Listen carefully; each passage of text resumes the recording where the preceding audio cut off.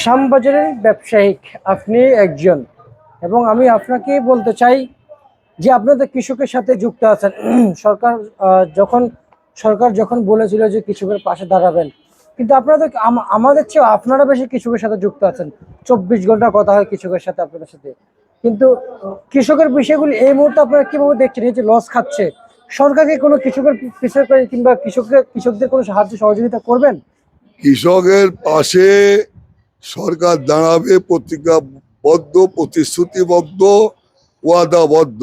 কিন্তু অত্যন্ত দুঃখের বিষয়, যেসব উপকরণ নিয়ে আপনার কৃষকের পাশে সরকার দাঁড়াবে, এই বিশ্বযুদ্ধের কারণে প্রত্যেকটা উপকরণেই পরিবহনে আনতে হয়, জাহাজে আনতে হয়, প্রত্যেকটা উপকরণের দামই বেড়ে গেছে। এখন যুদ্ধ যদি থেমে যায়, বুঝলেন, আমার দৃঢ় বিশ্বাস, আমার 100% বিশ্বাস আছে, সরকারের উপরে আস্থা আছে, বিশ্বযুদ্ধ থেমে গেলে যত রকম কৃষি উৎপাদন করতে যত উপকরণ লাগে, তেলের তেল শুরু করে সার, বিষ এবং আরো আধুনিক যত রকম আছে, মেশিনপত্র আছে, বহির্বিশ্বের আনি কৃষকের হাতে তুলে দিবে, কৃষকের পাশে দাঁড়াবে, কৃষকের কাজে কাঁধ মিলাবে, এদেশে কৃষি বিপ্লব ঘটাই ছাড়বে বর্তমান মাননীয় প্রধানমন্ত্রী। কিন্তু আজকে উনার 12ই মার্চে উনার প্রথম অধিবেশনে উনি তেলের ক্রাইসিস নিয়ে, আন্তর্জাতিক যুদ্ধ বুকে নিয়ে উনার জন্ম এই সরকারের, বুঝছেন।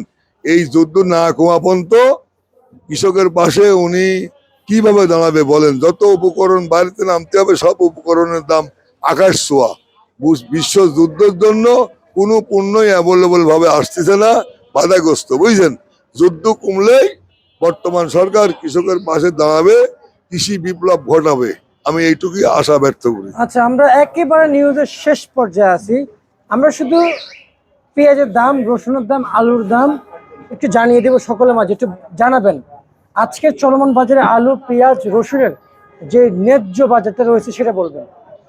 ন্যায্য বাজার আজ নভেম্বর মাসের 25 তারিখেতে ন্যায্য এবং বস্তু নিষ্ঠা সত্য কথাই আমি বলি, যেটার মধ্যে 1% মিথ্যা নাই। পেঁয়াজের বাজার 30 টাকার থেকে 26 টাকা, রসুনের বাজার 45 থেকে 55 টাকা, আলুর বাজার 9.5 টাকার থেকে 11.5 টাকা, আদার বাজার 75 টাকা থেকে 80 টাকা, 80 টাকার থেকে 95 টাকা, বুঝছেন। এটাই ন্যায্য বাজার, এটাই আজকে আমি না, সবাই এই দামে বিক্রি করতেছে। আর আপনাকে আমি বলি, নভেম্বর মাসের 25 তারিখের দিন আপনি বস্তু নিষ্ঠা সত্য খবর প্রচারের জন্য আপনাকে অনেক অনেক ধন্যবাদ। আচ্ছা, এবং আলু, পেঁয়াজের, রসুনের যে মূল্য তালিকা রয়েছে সেটা একটু জানাবেন।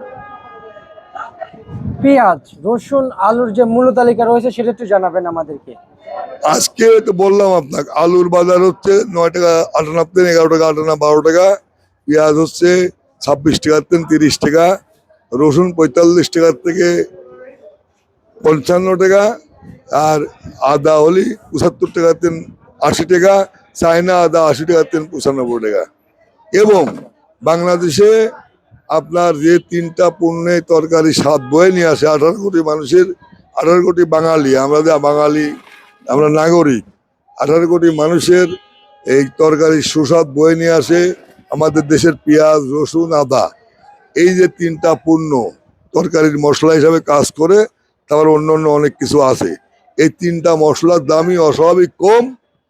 তাই মাননীয় প্রধানমন্ত্রী বলি যে কৃষকেরা এত কষ্ট করে হাড় ভাঙা পরিশ্রম করে এসব পণ্য বাজারে আমদানি করতেছে, তারা যেন ন্যায্য মূল্য পায়, তার জন্য আপনি ব্যবস্থা নেবেন। আচ্ছা, ঠিক আছে, আপনাকে অসংখ্য অসংখ্য ধন্যবাদ।